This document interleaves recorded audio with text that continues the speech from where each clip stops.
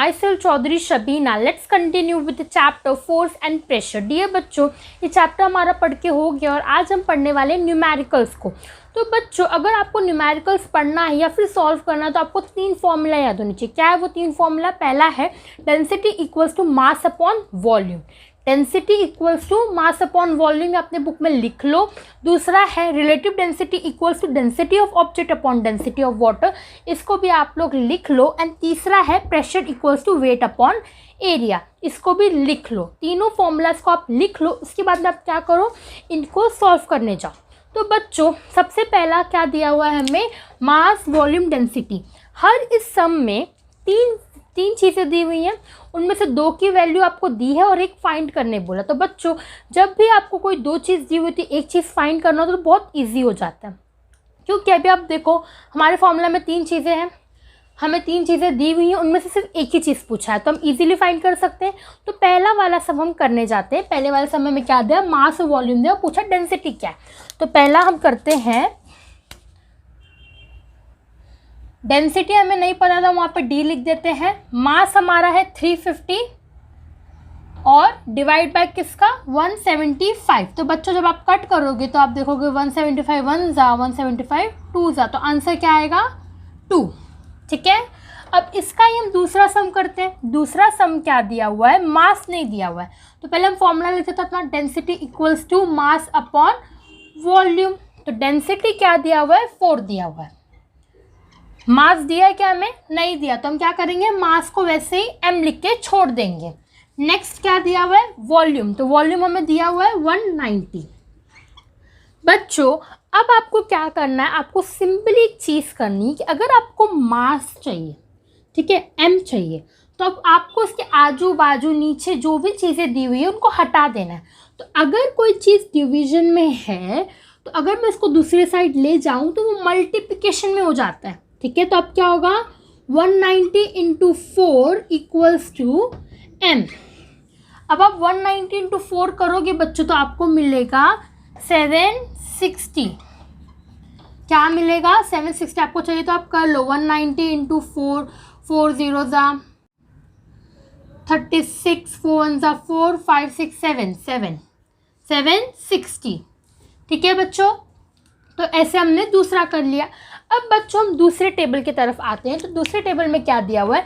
Density of object, density of water, relative density. तो बच्चों, मैं आपको बता दूं, डेंसिटी ऑफ वाटर हमेशा कॉमन होता है, दैट इज 10⁻³ आप कभी भी पूछोगे, कोई भी आपको पूछ रहे डेंसिटी ऑफ वाटर क्या है, तो आपको बोलना है 10⁻³ मतलब 1000। ठीक है बच्चों, तो इस वाले सिनेरियो में हमें क्या फॉर्मूला यूज़ करना है? हमें सबसे पहले बता दो, आपको रिलेटिव डेंसिटी का फॉर्मूला यूज़ करना है। तो बच्चों, रिलेटिव डेंसिटी का फॉर्मूला है density of object, density of water, density of object upon density of water. तो बच्चों, सारी चीज़ें दी हुई हैं, इनमें से 2 वैल्यू दी हुई, एक फाइंड करना है। तो आप कैसे करोगे? आप पहले लिख लो R रिलेटिव डेंसिटी के लिए। ठीक है। दूसरा क्या दिया हुआ? Density of object. तो अभी के लिए समझ लो O लिख लो और W लिख लो। ठीक है। अब देखो आपको किस किस की वैल्यू दी हुई है। तो डेंसिटी ऑफ ऑब्जेक्ट दिया हुआ है क्या आपको? नहीं। तो आपको रिलेटिव डेंसिटी दिया हुआ है क्या? 5। ऑब्जेक्ट की वैल्यू दी है? नहीं। वाटर की डेंसिटी दी हुई है? दी हुई है। अगर नहीं भी दिया होता तो हमको आ जाता, क्योंकि वो फिक्स्ड वैल्यू। तो बच्चों, अगर आपको डेंसिटी ऑफ ऑब्जेक्ट फाइंड करना है तो आपको जो 10⁻³ है ना, इसको यहाँ ले जाना है। कहाँ ले जाना है? इस साइड लेके जाना। तो अगर आप इस साइड लेके जाओगे तो ये क्या होगा? मल्टीप्लिकेशन में हो जाएगा। तो आंसर आएगा बच्चों 5 इंटू 10⁻³। तो अब क्या करोगे? 5⁻10⁻³ आ गया तो आप यहाँ पे लिख दो 5 इंटू 10⁻³ और यहाँ पे क्या आया था? 2 आया था और 760 आया था। इतना कर दिया। अब हम दूसरे सम की तरफ चलते हैं। तो देखते हैं क्या क्या दिया हुआ है। डेंसिटी ऑफ ऑब्जेक्ट दिया हुआ है, डेंसिटी ऑफ वाटर दिया है, वो पूछा है रिलेटिव डेंसिटी क्या है बताओ। तो फॉर्मूला लिखो R मतलब relative density, density of object O लिख लो, डेंसिटी ऑफ वाटर W लिख लो। बट एग्जाम में बच्चों ऐसे शॉर्ट फॉर्म्स नहीं लिखने हैं, कंप्लीट फॉर्मूला लिखो ऐसे, relative density is equals to density of object upon density of water. तो इस सिनेरियो में बच्चों हमें क्या फाइंड करना है? R फाइंड करना है। अब ऑब्जेक्ट के क्या डेंसिटी ऑफ ऑब्जेक्ट क्या दिया हुआ है 8.5 इंटू 10⁻³ और ऑब्जेक्ट की डेंसिटी क्या है 10⁻³। अब बच्चों सिंपली आपको कुछ भी नहीं करना, आपको क्या करना है 10⁻³ कैंसिल करना है, 10⁻³ कैंसिल करना है, तो r की वैल्यू आ जाएगी 8.5। क्या आ गई r की वैल्यू 8.5। ठीक है। अब बच्चों तीसरा कॉलम जो दिया हुआ है इसमें हमें क्या दिया हुआ है, वेट दिया हुआ है, एरिया दिया हुआ है, प्रेशर दिया हुआ है। तो इस सम को सॉल्व करने के लिए हमें प्रेशर का फॉर्मूला आना चाहिए। तो बच्चों प्रेशर का फॉर्मूला क्या है, प्रेशर का फॉर्मूला है वेट अपॉन एरिया। तो यहाँ पे भी बच्चों दो चीज़ दी हुई है, एक हमें फाइंड करना, तो कैसे फाइंड करेंगे आओ देखते हैं। पहला क्या दिया हुआ है, pressure is equals to weight upon area. तो पहला सम हम लिखेंगे, प्रेशर को P से डिनोट कर देते हैं, W को वेट को W से डिनोट कर देते हैं और A से एरिया को डिनोट कर देते हैं।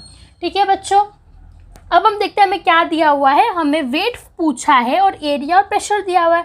तो हम क्या करेंगे, प्रेशर की जगह पे प्रेशर को लिख देते। तो प्रेशर की वैल्यू क्या है 2000, 4 0 डालो। वाटर क्या वेट क्या दिया हुआ है, नहीं दिया हुआ है, तो वेट को वेट की जगह पे W लिख दो और एरिया क्या दिया हुआ है 0.04। ठीक है बच्चों, अब अगर आपको वेट फाइंड करना है तो आप क्या करोगे, इसको ऊपर ले जाओगे और मल्टीप्लाई कर दोगे। तो यहाँ पे साइड में करके देखो 20000 इंटू 0.04, 4 0 ज़ा 0 0, 4 0 लिख दो, 4 1 ज़ा 4, 4 2 ज़ा 8। अब बच्चों 2 पॉइंट दिए हुए, आप क्या करो 2 पॉइंट यहाँ पे डाल दो और आंसर आ गया 800। तो आंसर यहाँ पे आप क्या लिखोगे 800। ठीक है बच्चों, अब दूसरा सम करते हैं। दूसरे सम में क्या दिया हुआ, वेट दिया हुआ, एरिया दिया हुआ। तो प्रेशर का फॉर्मूला लिखो P is equals to W upon A। अब ध्यान से देखो, आपको क्या पूछा हुआ है, प्रेशर पूछा है, तो अब आप क्या करोगे, वेट की जगह पे क्या लिख दोगे, वेट का वैल्यू क्या दिया हुआ है 1500। ठीक है, दूसरा क्या दिया हुआ है, एरिया डिवाइड करोगे तो लिखना है 500। तो बच्चों ऐसा नहीं कि 500 को ऐसे कट कर दूँ, नहीं, आप क्या करो, सबसे पहले 0 0 0 0।